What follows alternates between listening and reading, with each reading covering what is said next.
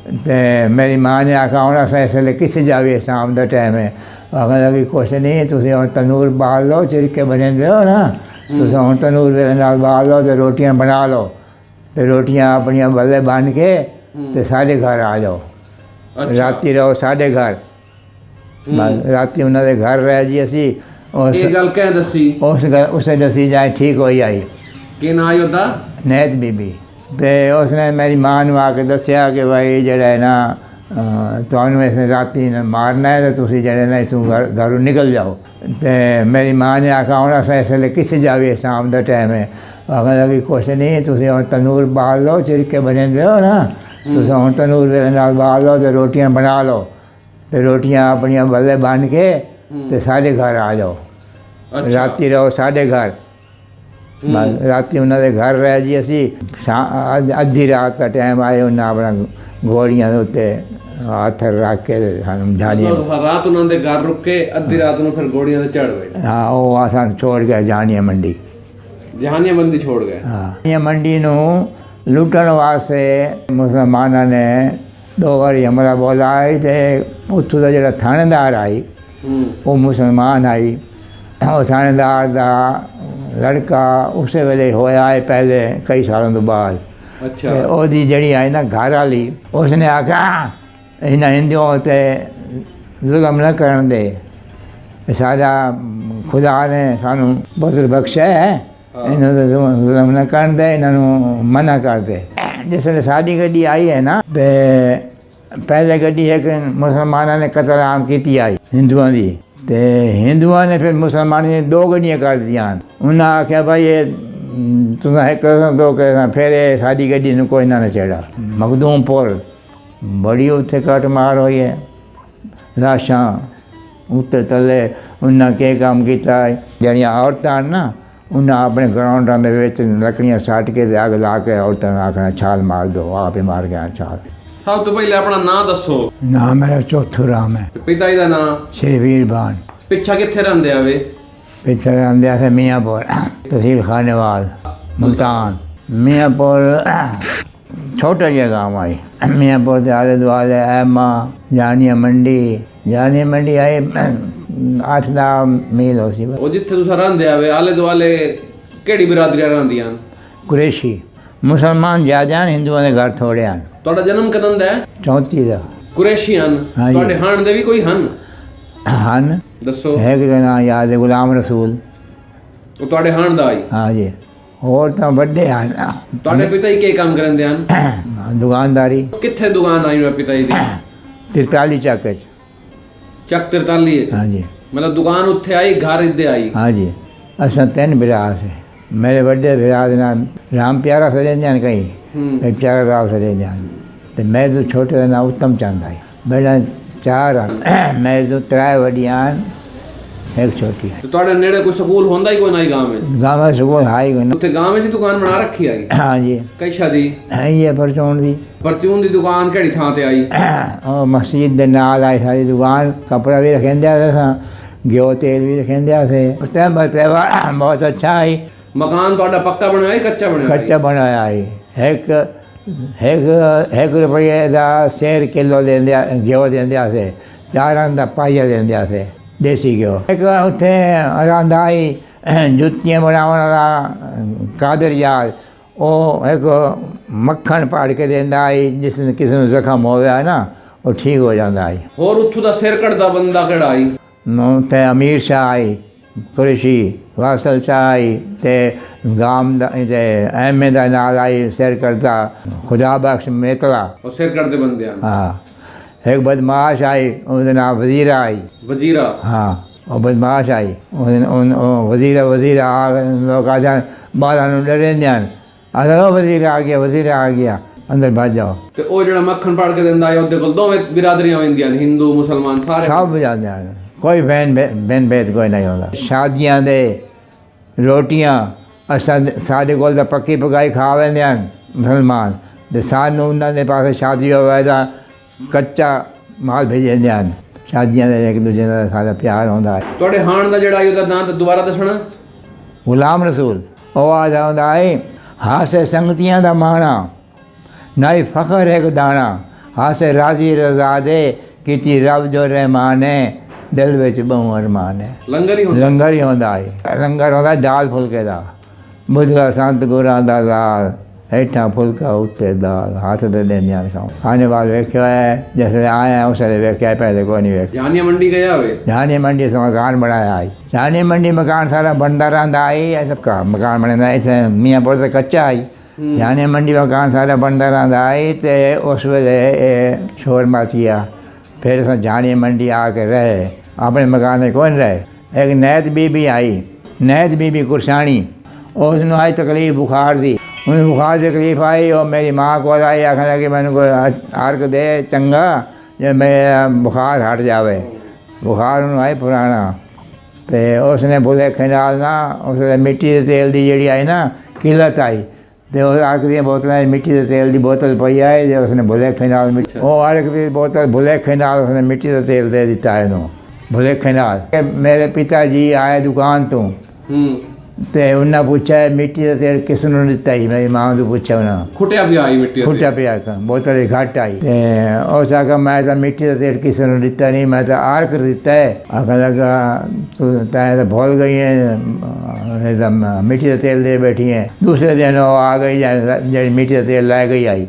अच्छा उसने आके आखा तैं तो मैंने बड़ा अच्छा आर्क दिता है मैं तो ठीक हो गई हाँ। ओ मिट्टी का तेल ना उन्हें ठीक हो गई हाँ उन्हें ठीक हो गई पी के मैं हिंदुस्तान चूँ पनाहगिरी पनाहगिरी सॾे हिंदुस्तान गयो है ना उन्हें आखा पनाहगिरी जड़े आयो ना तो जड़े भड़काई खड़ोते तो तुहानू मरे सन ये गल कह दसी उसे दसी जाए ठीक हो आई कि ना आई होता नैत बीबी तो उसने मेरी माँ ने आके दसिया कि भाई जड़ा है ना तुहानू इस राती मारना है तो तुम जड़े ना इतों घरों निकल जाओ।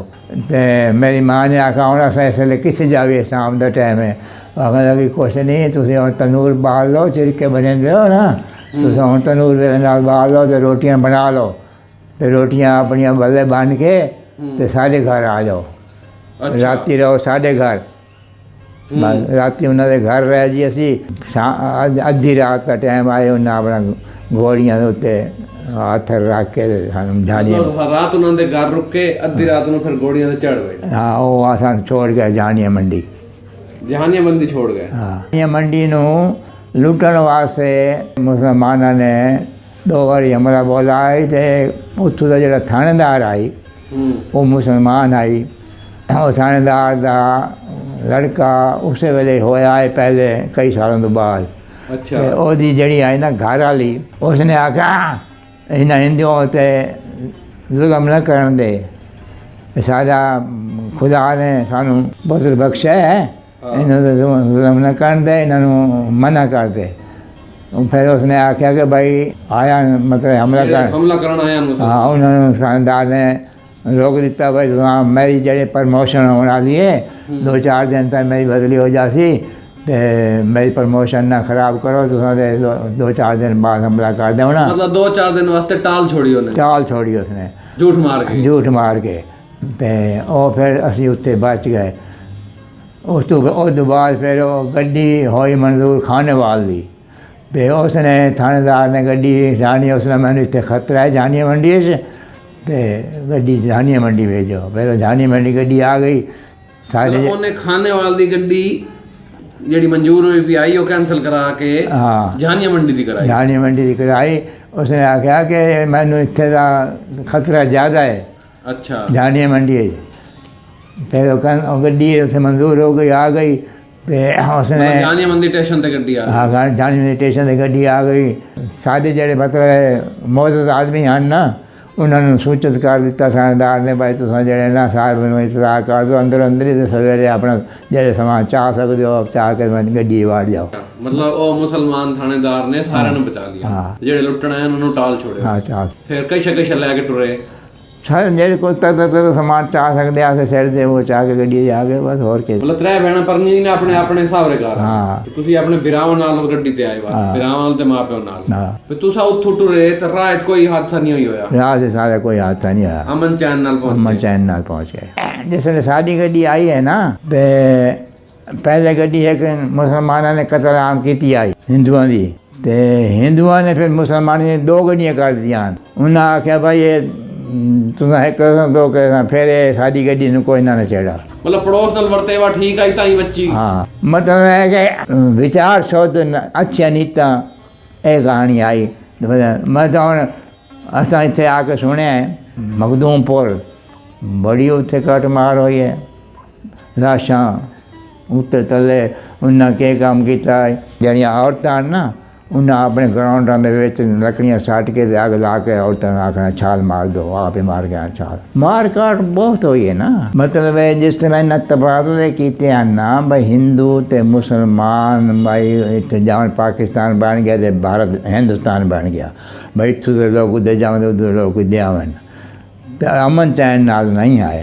इतों ही मार बहु मार खा के गए तो उतों ही बहु मार इतों के लोग बहु मरे उतों के लोग बहु मरे जनता मतलब ख़त्म हुई है। मांझवा से एक कोठे तूड़ी आँदी आई अच्छा ਉਹ ਅਸਾਂ ਇੱਕ ਡੱਬੇ ਦੇ ਵਿੱਚ ਸੋਨਾ ਜਿਹੜਾ ਪਾ ਕੇ ਡੱਬੇ ਵਿੱਚ ਤੇ ਉਹ ਤੂੜੀ ਦੇ ਵਿੱਚ ਪੂੜ ਕੇ ਆ ਗਿਆ ਸੀ। ਉਸ ਅਸਾਂ ਨਿਕਲ ਆਏ ਤੇ ਦੂਜੀ ਜਵਾਰ ਮੇਰਾ ਚਾਚਾ ਪਤੇਰ ਥੱਕਾ ਚਾਚਾ ਤਾਂ ਮੇਰਾ ਗੁਜ਼ਰ ਗਿਆ ਹੈ ਨਾ ਪਤੇਰ ਚਾਚਾ ਤਾਂ ਮੇਰੇ ਪਿਤਾ ਜੀ ਦੋ ਜਣੇ ਆਏ ਹਨ ਸ਼ਾਮ ਦੇ ਟਾਈਮ ਕੱਢ ਕੇ ਲੈ ਗਏ ਹਨ। ਜਹਾਨੀਆਂ ਮੰਡੀਆਂ ਪੜ ਗਏ ਹਨ। ਹਾਂ ਜਾਨੀ ਮੰਡੀ ਆ ਗਏ। ਤੁਸੀਂ ਆਪਣਾ ਸਾਰਾ ਸਮਾਨ ਲੈ ਆਵੇ। ਹਾਂ ਅਸਾਂ ਫਿਰ ਜਾਂਦੇ ਪਿਆ ਸੀ ਇੱਕ ਵਾਰੀ मेरी चाची सारे को घोड़ी आई घोड़ी बेच के साइकिल लाई आई नवी उसने साइकिल आई हरकुलिस मेरा वड्डा भरा ने जानी मंडी दे विचों मेरी चाची नूं बिठाया साइकिल दे पिछों अगू बैठा मैं साइकिल दे ते मेरे भरा साइकिल चलेंदा भी आई असां मियाँपुर आंदे पिया वापस घर ते ओ जेड़े ना राह दे विच आ गए जी लुटण वाले हालाई बजा छुरा अगू लाठी ने साइकिल रुक गई मारा छुरा हैंडल पे हैंडल पकड़ खड़ा छुरा मारा हाथ पीछा कर लाए तो साइकिल खो के भाग गए। मेरी चाची जी कहने वालियान मुसलमान मेरी वालियाँ पीछे कहते मेरा साइकिल ही खो लेने उसने धमकाया भाज गए साइकिल मोड़ी ले गए। हाँ साइकिल ला गए फिर असं वापस आ गए जानी मंडी बाकी उधर पीछे फिर गड्डी दे आ गए। दोबारा कदे रूह की भी मैं वेख आवा घर के ना वेख आवा नहीं की भाई मैंने तारी आने के बाद था फिर हाँ कैंपेज फिर भेज लाया है रोहतक फिर रोहतक चो अस आ गए हाँसी मुल्तान जिले वाले ना उन्होंने मिलती हिसार जिला तो जेडे जंग जिले के उन्होंने रोहतक जिला मिलता जंग वाले बदमाश हैं रोहतक वाले बदमाश हैं। अच्छा आपस में अर्थापत्ति हो गया। हाँ मतलब उन्होंने समझा कि भाई इतने जंग वाले काबू कर सकते हैं रोहतक वाले तो मुल्तान जिले वाले जड़े हैं वो शरीफ हैं वो बदमाशी को उन्होंने कहते उन्होंने हाँसी हिसार में लाए। घर का नक्शा याद है मियाँपुर दा भी घर नक्शा तो याद है भाई जिमें इस पास कमरे आंदो सामने अगू अगवाड़ है खाली उस पास एक बैठक आई बड़ी सारी बनी हुई उस पिछू झाकी लगी आई पिछू खेत पौंदा आई खेत मुसलमाना का आई उत्थे ज्वार रहंदे हैं उस खेत गुलाम रसूल अगर जिंदा होवे लब पे तो के आखना चाहते हो सलाम अलैकुम आखते थे और क्या आखते थे खुशी तो सी अगर वो मिल गया वेख गया तो हाँ खुशी तो होनी है पुराना यार मिल सी हाँ केपता बैठा हुए उत्थे मैं तो भगवान ने पता मैंने क्या पता।